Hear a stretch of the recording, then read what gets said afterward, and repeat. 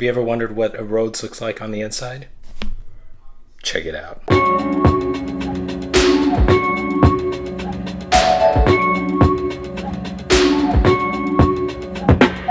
What's up, guys? So you're wondering what keyboard you should get, and there's a lot to think about. I mean, if you're new to the keyboard scene, what do you go for? The latest silicone gadget with wireless technology and all this coolness? Or do you go with something that feels like a real piano?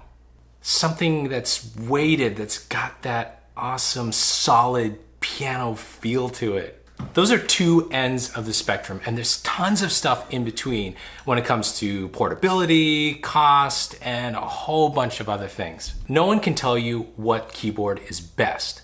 All that matters is what's right for you. So I have a pretty decent variety of keyboards at home, so I'm going to show you all of them. You can hear them, and I'll tell you why each one of them is awesome and unique and sometimes frustrating in their own way. Maybe by the end of this video, you'll understand a little bit more, and if nothing else, it'll be a cool trip down memory lane for me. So first up, we got to go upstairs. I actually used to have my studio upstairs and all the way at the top of our house, and in a later video, I'm going to show you why I moved things downstairs. But for now, I've got two really cool keyboards upstairs. You've got to see them, and they're really hard to move. So right now they're kind of stuck up there. We're going to take a look at these two very special keyboards. I'll tell you why they're so special to me. First up is a Yamaha CVP-65. This is my oldest keyboard. If you're a classically trained pianist, or if you just like the feel of a real piano, I mean, this thing is so awesome. So I'm classically trained, so this one was kind of a no-brainer for me. I bought it a long time ago. It was, I think, back in '92. It's incredibly hard to move. This is not portable at all. But what I really liked about it is it had an amazing piano sound and piano touch. It's also MIDI compatible, which means that you can connect this to a MIDI interface, and then you can use this as a controller to play software instruments on Ableton or GarageBand. The reason I still have this, and I don't really use it much, but the reason I have it is because I've got a lot of memories attached to this thing. I got this while I was in high school. So I started, I was playing this keyboard when I started my first band. I've even performed with this, taken it to places and performed. That might be how I got my wife. Let's take a listen.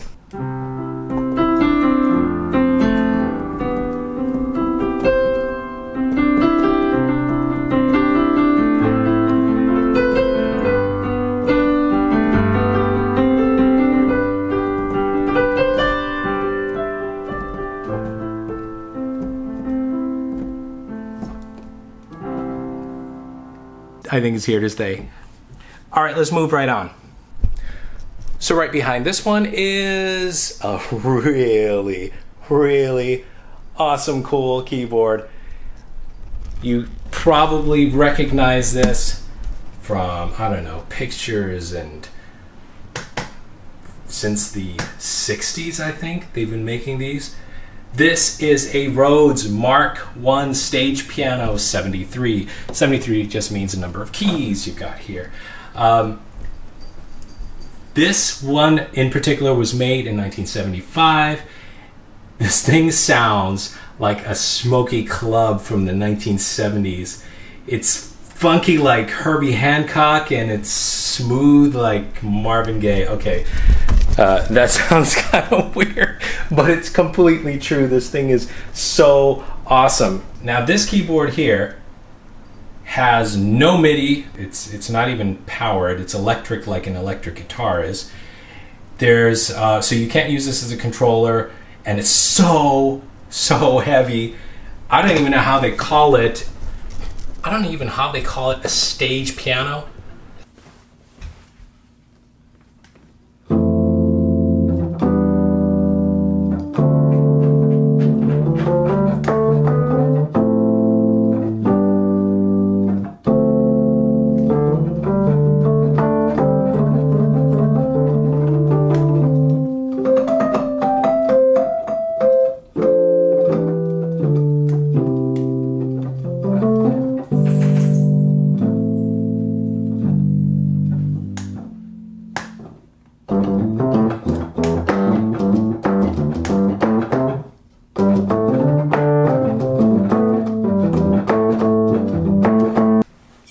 that kind of sound from software instruments. You can't get that kind of Rhodes from synthesizers or sound modules or anything else but the real thing. And this is the real thing, and that's why I have this one right here.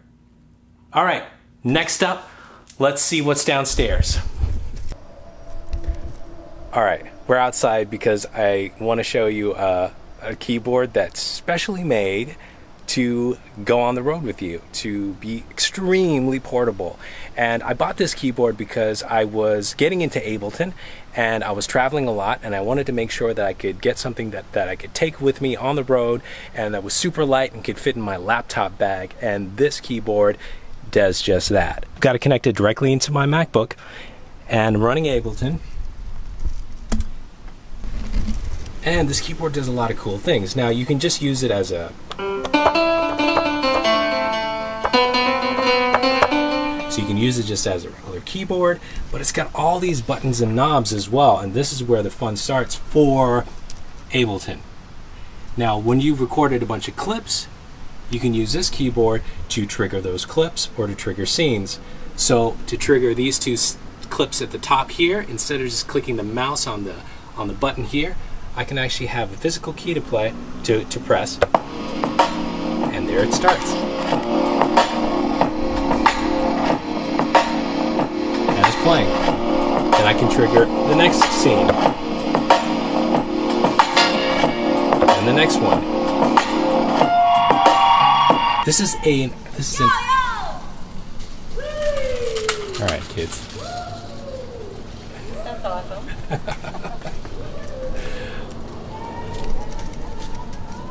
All right, so this is a great performance instrument for Ableton, and it's great also for composing and creating music.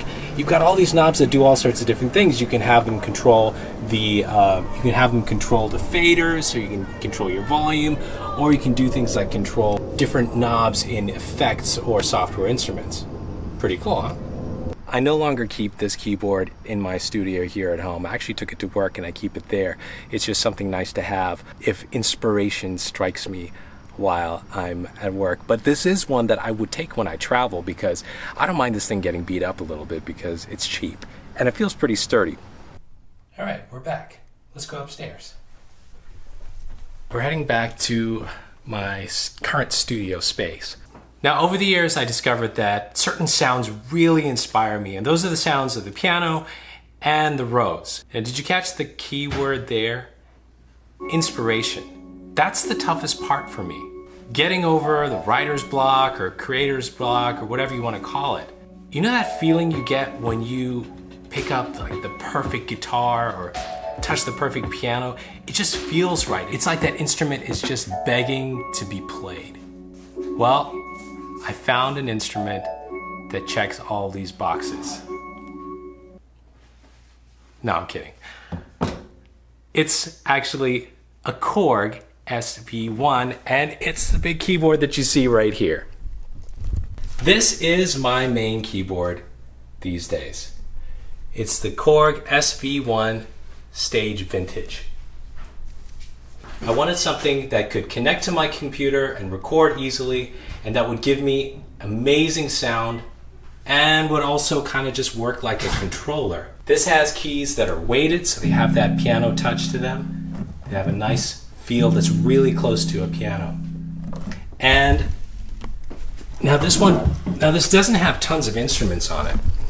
The sounds that are really good on here are the piano and electric piano, so when you turn it on, it's the first thing that turns on is electric piano. So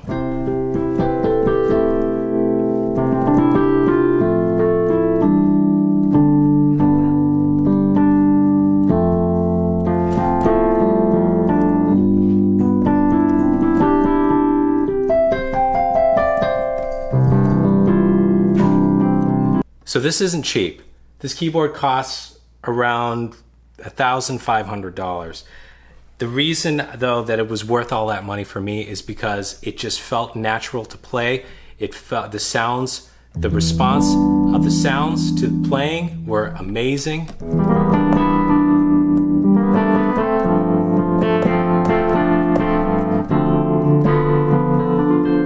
And even the piano sounds amazing.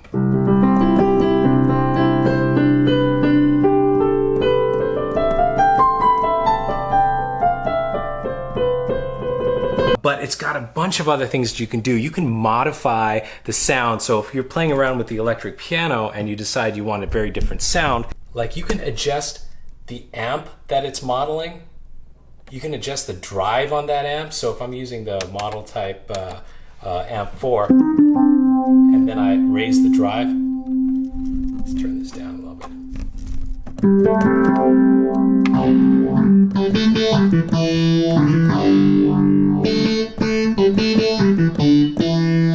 So you've got that. You can do modulation effects. So you've got phaser and chorus and speed. You can adjust the speed of that modulation and the reverb. I mean, it's got everything, but it is really focusing on electric pianos and pianos. The last keyboard I'm talking about today is the Roli Seaboard Block. This is my newest keyboard, and it's so different from all the rest. It is super cool. It feels amazing. It's super portable. It's Bluetooth. I mean, it's small enough you could probably fit this in a big jacket pocket or something. It's so small.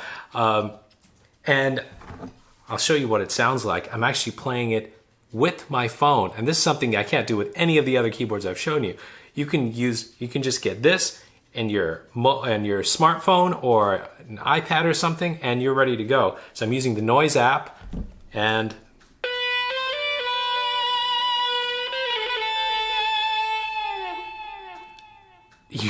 I can't do that with any of my other keyboards. This says something completely different. It allows you to be creative in new ways, and it's been super fun ever since I got it. And you may have seen my videos already about the Seaboard Block, and if you haven't, please check them out. The one thing though is this isn't a piano, and it doesn't feel like a piano. And if you're somebody that's new to the keyboard, new to the piano, if you're just learning, I don't really think this is the way to start. This is a good addition to your main keyboard. All right, so I've shown you my keyboards and I've told you about what inspires me. I want to know about you all. Tell me what keyboard you use and what really inspires you. If you've liked this video, please hit the like button and subscribe. I've got more videos coming, including one where I give you a tour of my current studio. So if you have any questions or comments, leave them below, and I will see you all later.